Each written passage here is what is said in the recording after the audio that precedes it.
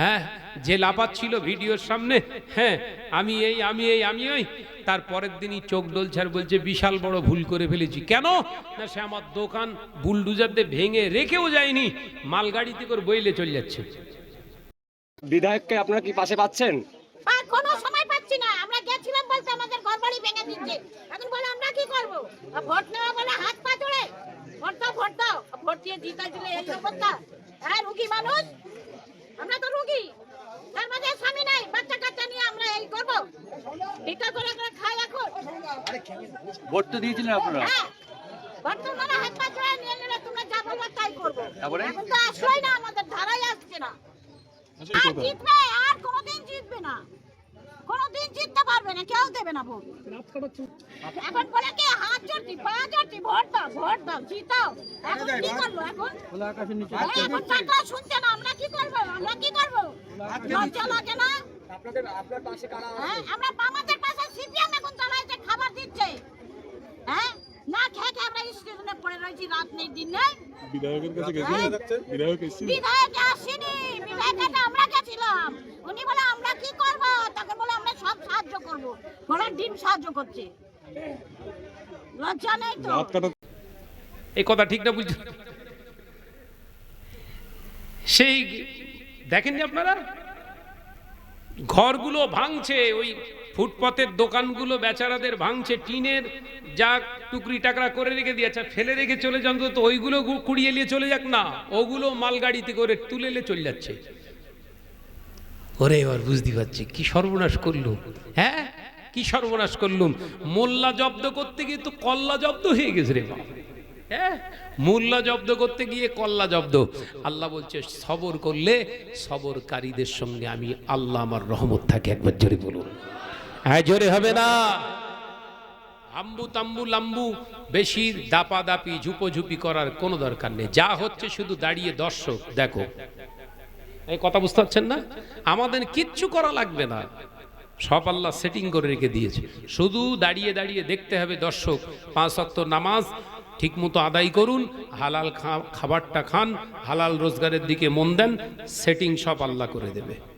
এ কথা ঠিক না বুঝছো রে? বলেন, সেটিং সব আল্লাহ করে রেখেছে, সাইজ ঠিক নিজে নিজে হয়ে যাবে। আমাদের কিচ্ছু করতে হবে না, আন্দোলন করতে হবে না। কোন তেল আপনার কেরোসিন গ্যাসের জন্য কোনো আন্দোলন করার দরকার নেই, যাদের আন্দোলন তারা করবে। এ কথা বুঝাচ্ছেন না? যে আল্লাহ পাক দুনিয়ার জমিনে আল্লাহ মুসলমানদের এত নিয়ামত দান করেছে, মুসলমানগুলোকে আল্লাহ পাক এত বড় নিয়ামতের হকদার বানিয়েছে, আল্লাহ পাক আদা করেছে হাবিব আমি ততক্ষণ পর্যন্ত দুনিয়া ধ্বংস করব না, আমি ততদিন পর্যন্ত দুনিয়া শেষ করব না, ফানা করব না, যতদিন আমি দেখব আমার একজন আল্লাহ, আমি আল্লাহ পাকের প্রকৃত বান্দা, একজন আমার প্রকৃত বান্দি জমিনের উপরে আমাকে স্মরণ করা একজন আছে। আমি আল্লাহ পাক ওর খাতিরে, ওর ইজ্জতের খাতিরে ওই একজনের ওসিলায় আমি আল্লাহ দুনিয়া টিকিয়ে রাখবো। একবার জোরে হবে না? সেই কথা কিছু কিছু শিক্ষিত আমার হিন্দু প্রতিবেশী সনাতনী বুদ্ধিজীবী ভাইয়েরা বলে, এখন লেখালেখি করছে, দেখি ভালো লাগে। সত্য কথা লিখলে বললে খুব ভালো লাগে, অন্তর থেকে তাদের জন্য হেদায়েতের দোয়া চাই। আল্লাহ হেদায়েত করুক, বলুন আল্লাহুম্মা আমিন। হ্যাঁ, কিছু কিছু আমার হিন্দু বোন হিন্দু ভাইরা তারা বলা কওয়া করছে যে মুসলমান যদি ভারতবর্ষ থেকে বাংলা থেকে চলে যায়, ভারতবর্ষটাই অচল হয়ে যাবে, ভারতবর্ষটা অচল হয়ে যাবে, এর অস্তিত্ব থাকবে না, ভারতবর্ষের কোনো অস্তিত্ব থাকবে না। মুসলমান যদি চলে যায়, বড্ড পাকিস্তান আফগানিস্তান আপনার বাংলাদেশে চলে যাবার কথা বলছে, তো এরা যদি চলেই যায় এ ভারতবর্ষের অস্তিত্বই থাকবে না। কে বলছে এগুলো? সনাতনী শিক্ষিত এই গরু মারখানা। এ কথা বুঝাচ্ছে না? গরু যেগুলো সেগুলো তো শুধু হুম্বা হুম্বা করবে, কথা বুঝাচ্ছেন না? গরু মার্কা নয়, শিক্ষিত হায়ার এডুকেটেড, তাদের পার্সোনালিটি দেখেছি, তাদের পার্সন দেখেছি, খুব সুন্দর, তারা শিক্ষিত। হ্যাঁ, বুদ্ধিজীবী শিক্ষিত মানুষের সঙ্গে সম্পর্ক রাখুন, সে যে ধর্মেরই হোক না কেন, তাদের সঙ্গে সম্পর্ক রাখুন, দেখবেন তাদের থেকেও কিছু তথ্য পাবেন আপনি। কথা বুঝতে পারছেন না?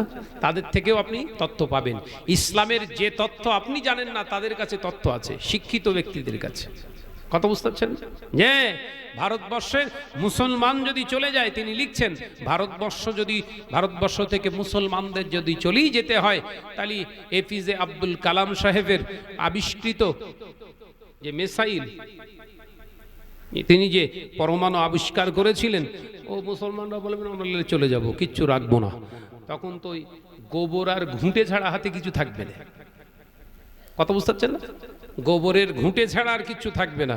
মুসলমানরা যদি বলে ঠিক আছে আমরা থাকবো না এখানে, আমাদের এখানে যা ভাস্কর্য আছে, যা কিছু এখানে চিত্রকলা শিল্প এখানে মুসলমানদের তৈরি করা ছিল, সব ঘুরিয়ে শেষ করে দেবো, এখানে কিচ্ছু থাকবে না। যে কোটি কোটি হাজার হাজার কোটি কোটি ভারতবর্ষের যে স্থাপত্যগুলো দেখিয়ে ইনকাম হচ্ছিল, ওটা পুরো ধূলিসাৎ হবে। লাস্টে ওই ওষুধের জায়গায় গরুর পেচ্ছাপ খেয়ে খেয়ে মরণ হবে। বলছে, লিখছে, এগুলো আমাদের কথা না, মিডিয়ার কথা। অর্থাৎ এগুলো আমাদের ফাইট করার প্রয়োজন নেই। আমাদের একটা জায়গায় ফাইট করতে হবে, সেটা হচ্ছে হারামের বিরুদ্ধে। কি কার সঙ্গে ফাইট করবেন? জোরে বলেন। ঘরের বিবিকে বল, শুকনো মুড়ি কিনে এনে দিচ্ছি, খা, আমিও খাবো, তুইও খা, বাচ্চাগুলোকে খাওয়াবো, কিন্তু তুই সুদে টাকা নিতে যাস না। কারণ সুদখোরের কোনো ইবাদত আল্লাহর দরবারে কবুল হয় না। সুদখোরের কোনো ইবাদত নেই, সুদখোরের কোনো ইবাদত নেই। আজকে ঘন ঘন মসজিদ তৈরি হচ্ছে। আমার একটা বাচ্চা হয়েছে, আল্লাহ দিয়েছে ছেলে, পুত্র সন্তান। আজকে প্রায় 3 মাসের কাছাকাছি বয়স। ও ফুলবাগানে ভর্তি ছিল প্রায় 48 দিন মতো। তো ওখানে বিভিন্ন শ্রেণীর মানুষ, বিভিন্ন ধর্মের মানুষ ওখানে তাদের অসুবিধা বাচ্চা নিয়ে ওখানে ভর্তি। তো এই আলোচনা প্রসঙ্গ করতে করতেই সব লেনদেন হচ্ছে। এক জায়গায় থাকছি তো আমরা, ও বলছিল কিছু কিছু আমার সনাতনী ভাইরাও, তারাও বলছে যে আজকে আমাদের বোধ শক্তির অভাব, আজকে বোধ শক্তি না থাকার কারণে আজকে আমরা একে অপরের প্রতি হিংস্রতা দেখাচ্ছি, একে অপরের প্রতি বিদ্বেষ পোষণ করছি। মুসলমান বিদ্বেষী করে যারা তুলছে, ওদেরকে দাঁড় করিয়ে যদি জিজ্ঞাসা করা হয়, মুসলমানদের এত ঘৃণা করিস, মোল্লাদের যদি তোর এতই ঘৃণা লাগে, তাহলে মোল্লার দেশ থেকে কেন তোরা তেল নিবি? যদি বাস ট্রেনে মুসলমানদের যদি উঠতে তোর ঘৃণা, মানে তোর দ্বিধাগ্রস্ত হোস, তাহলে বাস ট্রেনে মুসলমান উঠবে না, মুসলমানে হাঁটা চলাফেরাই করবে, অসুবিধা নেই, মোল্লাদের কিচ্ছু নিবি নি, মোল্লারা তোদের কিচ্ছু নেবে না। দেখবি তুই বাড়ি থেকে আর ফাঁকায় বেরোতে পারবি না, কারণ গায়ে যে জামাটা তুই পরিস, ওটা মোল্লার হাতে সেলাই হয়। এত সুন্দর কথা বলছিলেন, শিক্ষিত সব মানুষ সব এসেছিল, তাদের সব ছেলেগুলো মানে ভর্তি রয়েছে, তাই এক জায়গায় পড়ে ওই সব হচ্ছে আলোচনা। কথা বুঝাচ্ছেন না? ফ্রি থাকলে আমাকে নিয়ে পড়ে আছে, তারা ঘাঁটছে, আমিও ঘাঁটছি তাদের ভিতরে কি আছে। তো দেখছিলাম তুমি বলছে যে মোল্লা এতই ঘৃণা যদি হয়, মোল্লার যদি তোর এতই ঘৃণা হয়, মোল্লা করে তোর যদি নাক ছিটকুতেই অসুবিধা হয়, তোর বাস ট্রেনে যদি অসুবিধা, এক কাজ কর না, বলে দে কোনো মোল্লার ফ্যাক্টরি থেকে আমরা আর কোনো পার্টস কিনবো না, দেখবি তোর ওই গাড়ি আর জীবনে চলবে না। কারণ এমন এমন মোল্লার ফ্যাক্টরি আছে, ইঞ্জিনের সমস্ত যন্ত্রপাতিগুলো, ইঞ্জিনের সমস্ত কলকবজাগুলো মোল্লার কাছ থেকেই উৎপাদিত হয়। মোল্লা, বুঝতে পারছেন না? বেরেনে সুপার ফাস্ট এরা। কথা বুঝতে পারছেন না? মোল্লা মানে বেরেনে সবার থেকে আগে দৌড়ায়, কিন্তু বেরেন আগে দৌড় করায়, কিন্তু এরা নিজেরা দৌড়ায় কম। কথা বুঝতে পারছেন না? যে এরা নিজেরা দৌড়াই কম বলেই তো ওই মোল্লাদের ঘর থেকেই এপিজে আব্দুল কালাম বেরিয়েছে। কথা বুঝাচ্ছেন না? হ্যাঁ, অর্থাৎ আমাদের চিন্তার কোনো কারণ নেই। মুসলমানদের ভারতবর্ষে কোনো লস নেই। আমি আগেও বলেছি, আবারও বলছি, সাবধান হন। কোনো ভীতম্বিত হওয়ার কোনো কারণ নেই। এখানে আমরা জিন্দা থাকলেও আমরা যেরকম, মরে গেলেও আমরা সেরকম। আমাদের কিছু এখানে হারানের নেই, খোয়ানের নেই। ওই জন্য মজবুত হন ইমানের জায়গা থেকে। শত্রুতা যদি করতে হয়, হারামের বিরুদ্ধে করুন। হারামের এগেনস্টে আমাদের শত্রুতা তৈরি করতে হবে। কি সেটা? ঘরের মহিলারা বেআব্রু অবস্থায় চলাফেরা করছে, ওগুলো আটকান। ঘরের মেয়েরা সুদের দ্বারস্থ হচ্ছে, ওগুলো আটকান।